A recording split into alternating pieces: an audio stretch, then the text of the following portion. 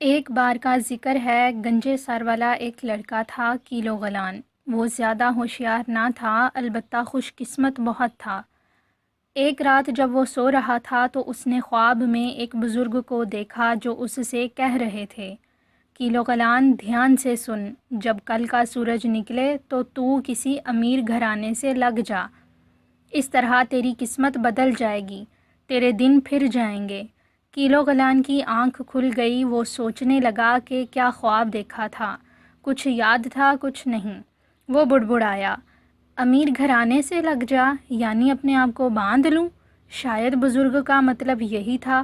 چلو کل تو ہونے دو، پھر دیکھیں گے۔ لڑکا بڑبڑا کر پھر سو گیا۔ صبح کی پہلی کرن نمودار ہونے سے پہلے کیلو غلان اٹھ گیا۔ اس نے جلدی جلدی خود ناشتہ تیار کیا، اس کے بعد وہ گھر سے باہر گلی میں نکل آیا۔ وہ کسی امیر گھرانے کی تلاش میں تھا۔ اوپر نیچے دائیں بائیں ہر طرف، ہر کونے ہر گوشے میں اس نے ڈھونڈا۔ آخر وہ گھومتے گھومتے بادشاہ کے محل کے سامنے پہنچا۔ یہ رہا امیر گھر، مگر میں اس سے لگ جاؤں؟ وہ پریشان تھا۔ وہ بیٹھ گیا اور سوچنے لگا۔ اب سنو، اتفاق سے بے خیالی میں وہ ایک ایسی بالٹی پر بیٹھ گیا تھا جس میں تارکول تھا۔ جب وہ وہاں سے اٹھا تو تارکول کی بالٹی بھی اس سے چپکی ہوئی تھی۔ کیلو غلان ابھی تک اسی الجھن میں تھا، مگر تھوڑی ہی جدوجہد کے بعد اس نے بالٹی سے تو نجات حاصل کر لی، مگر تارکول جو اس سے لگ گیا تھا وہ نہ چھٹا۔ اسی وقت اسے ایک خیال آیا، ترکیب سوجھ گئی، لگ جانا، چھونا۔ مجھے کرنا یہ ہوگا کہ بادشاہ کے محل کے کسی بھی آدمی سے چھو جاؤں۔ پھر وہ محل کے دروازے کے پیچھے چھپ کر انتظار کرنے لگا۔ تھوڑی دیر بعد محل کا دربان آتا نظر آیا۔ کیلو غلان لپک کر آگے بڑھا اور اپنی کمر دربان کی کمر سے ملا دی۔ اس کے پاجامے پر تارکول تو لگا ہوا ہی تھا، اب جو سختی کے ساتھ اس نے اپنے آپ کو اس کی کمر سے جوڑا تو دونوں چپک گئے۔ دونوں کے منہ مخالف سمتوں میں تھے اور کمریں جڑی ہوئی تھیں۔ دربان جو کیلو غلان کی اس اچانک حرکت سے حیران رہ گیا تھا، غصے سے بولا، یہ کیا کر رہے ہو؟ اس نے اپنے آپ کو کیلو غلان سے چھڑانے کی کوشش کی، مگر وہ اسی طرح جڑا رہا۔ کیلو غلان نے کہا، اپنے آپ کو مجھ سے الگ کرنے کی کوشش نہ کرو۔ مجھے ایک خواب میں ہدایت دی گئی ہے کہ میں اپنے آپ کو کسی امیر گھرانے سے وابستہ کر لوں، اس سے میری قسمت بدل جائے گی۔ مجھے اس ہدایت پر عمل کرنا ہے، تم راستے میں مت آؤ۔ دربان نے غصے سے چیخ کر کہا، نکل جاؤ یہاں سے، مگر وہ اب بھی اس سے چپکا ہوا تھا۔ اس کی کمر گنجے سر والے لڑکے سے مضبوطی سے جڑ گئی تھی۔ اسی دوران بادشاہ اپنے محل کے جھروکے میں آیا۔ اس نے پوچھا، یہ شور کیسا ہو رہا ہے؟ دربان نے کہا، حضور والا، اس بے وقوف کیلو غلان نے پتہ نہیں کس طرح مجھے اپنے آپ سے چپکا دیا ہے، یہ مجھے چھوڑ ہی نہیں رہا۔ یہ کہہ کر وہ ادھر ادھر گھومنے لگا کہ شاید کیلو غلان سے چھٹ جائے۔ بادشاہ یہ منظر دیکھ کر اپنی ہنسی نہ روک سکا۔ وہ ان دونوں بے وقوفوں کی حرکتیں دیکھ کر خوب ہنسا۔ پھر اس نے کہا، تم دونوں اوپر آ جاؤ، میں دیکھتا ہوں کہ تمہارا کیا علاج کیا جائے۔ کیلو غلان اور دربان کمر سے کمر ملائے لڑکھڑاتے بادشاہ کے حضور جا پہنچے۔ ظاہر ہے یہ کوئی بڑا مسئلہ نہیں تھا۔ دونوں کے لباس کے وہ حصے کاٹ دیے گئے جہاں تارکول لگ گیا تھا اور وہ الگ الگ ہو گئے۔ پھر بادشاہ نے کیلو غلان سے کہا، اے گنجے سر والے لڑکے، تیرا نام کیا ہے؟ میرے ماں باپ نے میرا نام حسن رکھا تھا، مگر لوگ مجھے کیلو غلان کہنے لگے اور آج تک کہہ رہے ہیں۔ ٹھیک ہے کیلو غلان، اب بتاؤ کہ تم یہاں کیوں آئے ہو؟ کیلو غلان نے اپنا خواب سنایا تو بادشاہ کے ہونٹوں پر مسکراہٹ دوڑ گئی۔ وہ ہنس پڑا اور سوچنے لگا کہ میرے محل میں اس مسخرے کی جگہ ہے، یہ اضافہ اچھا رہے گا۔ پھر بادشاہ نے اس سے پوچھا، کیا تم محل کے مطبخ میں خانسامہ کا ہاتھ بٹا سکتے ہو؟ بے شک عالم پناہ، میں یہ کام کر سکتا ہوں، کیلو غلان نے جلدی سے کہا۔ چنانچہ اسے شاہی مطبخ میں بھجوا دیا گیا۔ خانسامہ نے اسے ہر کام سمجھا دیا۔ وہ غور سے سنتا رہا اور سر ہلاتا رہا، مگر نہ جانے کیوں اس نے ہر کام الٹا کیا۔ وہ کوئی بھی کام اس طرح نہیں کرتا تھا جس طرح کرنے کو کہا جاتا تھا۔ جلد ہی خانسامہ سمجھ گیا کہ ایک مصیبت اس کے پلے پڑ گئی ہے، اس سے کوئی مدد نہیں مل سکتی۔ ایک دن خانسامہ بازار جانے والا تھا تو اس نے کیلو غلان کو آواز دی، ادھر آؤ کیلو غلان، تمہیں آخری موقع دے رہا ہوں، یہ جھوٹی کعبیں ہیں، میرے جانے کے بعد ان سب کعبوں کو بہت دھیان سے اچھی طرح دھونا اور سلیقے سے ایک طرف رکھ دینا، اور دیکھو ایک کعب نہ ٹوٹے۔ کیلو غلان نے اقرار میں سر ہلایا اور خانسامہ بازار چلا گیا۔ کیلو غلان نے اپنے آپ سے کہا، مجھے ایک کعب نہیں توڑنی ہے، اس کا مطلب یہ ہوا کہ باقی سب کو توڑنا ہے، اور ایک ایک کر کے اس نے کعبیں توڑنی شروع کیں۔ ان کے ٹکڑوں کو بڑے دھیان سے دھویا اور بڑے سلیقے کے ساتھ الماری میں ایک بڑے برتن میں ان کا ڈھیر لگاتا چلا گیا۔ کیا تم نے وہی کیا ہے جو میں نے تم سے کہا تھا؟ خانسامہ نے بازار سے واپس آ کر کیلو غلان سے پوچھا۔ جی ہاں جناب، تمام کعبیں ایک بڑے برتن میں بڑے سلیقے سے رکھ دی گئی ہیں، کیلو غلان نے جواب دیا۔ اس کی بات سن کر خانسامہ حیران ہوا اور پھر دیکھنے کے لیے دوڑا۔ یہ تم نے کیا کیا؟ خانسامہ چیخا۔ اس نے ٹوٹی ہوئی کعبوں کا ڈھیر دیکھ لیا تھا، نکل جاؤ یہاں سے۔ آپ ہی نے تو کہا تھا کہ ایک کو نہ توڑو، میں سمجھا کہ آپ چاہتے ہیں کہ باقی سب کو توڑ دوں، چنانچہ میں نے وہی کیا۔ کیلو غلان نے بڑے معصوم انداز میں جواب دیا۔ بے وقوف، یہاں سے نکلو، چلو بھاگو، میرے مطبخ سے فوراً دفع ہو جاؤ، میں یہاں تمہاری موجودگی ایک لمحہ بھی برداشت نہیں کر سکتا۔ اس بار خانسامہ اتنے زور سے چیخا کہ یہ آواز بادشاہ نے بھی سن لی۔ اس نے آواز دے کر پوچھا، کیا بات ہے، کیا ہو رہا ہے؟ اوہ، خانسامہ نے ہانپتے ہوئے کہا، حضور کیلو غلان، میں نے اس کو بہت برداشت کر لیا، اب حد ہو گئی ہے، مہربانی کر کے اسے میرے مطبخ سے ہٹا دیں۔ ٹھیک ہے، بادشاہ نے کہا، لڑکے تم میرے ساتھ آؤ، اب تم میرے ذاتی خادم ہوگے۔ کیلو غلان نے خاموشی سے بادشاہ کا حکم سنا اور سر جھکا کر اس کے پیچھے چل دیا۔ بادشاہ نے پہلے حکم دیا، جاؤ اور جا کر میرے لیے کٹورے میں پانی لے کر آؤ۔ پچھلی سیڑھیوں سے جانا اور دروازے کے بالکل قریب اندر کی طرف مٹکا رکھا ہوا ہے، وہاں سے پانی لانا۔ کیلو غلان دوڑتا ہوا گیا، وہ اپنے آقا کو خوش کرنا چاہتا تھا، اس لیے تیزی دکھا رہا تھا۔ اس نے کٹورا پانی سے بھرا اور پچھلی سیڑھیوں سے اوپر چڑھنے لگا۔ اچانک اس کے سامنے ایک آئینہ آ گیا۔ اس نے اس سے پہلے کبھی آئینہ نہیں دیکھا تھا۔ اس نے جب اپنے جیسے ایک اور خادم کو پانی کا کٹورا لیے آتے دیکھا تو سمجھا کہ یہ کوئی اور ہے جو اس سے پہلے بادشاہ کو پانی پلا کر اسے نیچا دکھانا چاہتا ہے۔ اس نے اکڑ کر کہا، میں بادشاہ کا ذاتی خادم ہوں، انہوں نے مجھے پانی لانے کو کہا ہے، تم کیوں پانی لا رہے ہو؟ یہ کہہ کر کیلو غلان نے گھونسا دکھایا تو آئینے میں اس کے اپنے عکس نے بھی گھونسا دکھایا۔ اب تو کیلو غلان کو اور بھی غصہ آیا۔ تم مجھ سے پہلے جانا چاہتے ہو؟ وہ چیخا، تو پھر یہ کٹورا بھی تم ہی لے جاؤ۔ یہ کہہ کر اس نے کٹورا آئینے پر دے مارا، آئینہ ٹوٹ گیا اور کیلو غلان حیرت سے کھڑا آنکھیں جھپکاتا رہ گیا۔ وہ پریشان تھا کہ وہ خادم کہاں گیا۔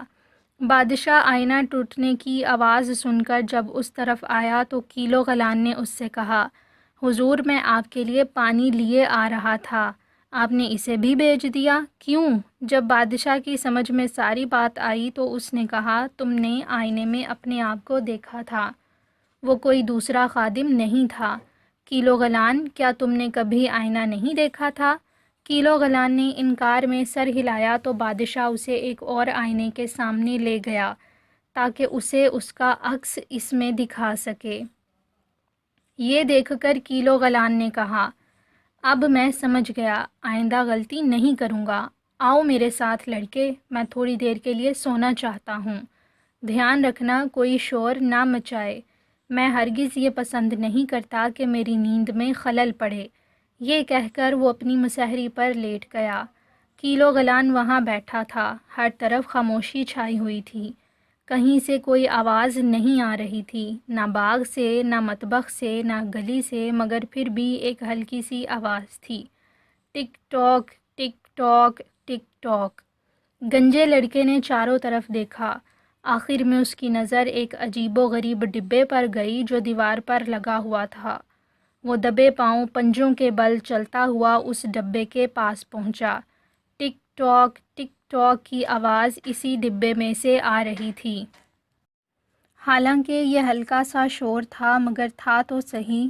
کیلو گلان نے ڈبے کے پاس منہ لے جا کر کہا، چپ ہو جا، تو نے سنا نہیں بادشاہ نے کہا تھا کہ کوئی شور نہ ہو؟ مگر ڈبہ برابر ٹک ٹاک کرتا رہا۔ جتنا وہ ٹک ٹاک کرتا رہا اتنا کیلو گلان کا غصہ بڑھتا رہا۔ آخر جب اس سے ضبط نہ ہو سکا تو اس نے وہ ڈبہ دیوار سے اتارا اور فرش پر دے مارا۔ کوئی ہے؟ کیا ہوا؟ بادشاہ نے جو گہری نیند سو رہا تھا ہڑبڑا کر کہا۔ اس نے دیکھا کہ وال کلاک کے ٹکڑے فرش پر بکھرے پڑے ہیں۔ حضور، آپ نے حکم دیا تھا کہ جب آپ سو رہے ہوں تو ہر چیز خاموش رہے۔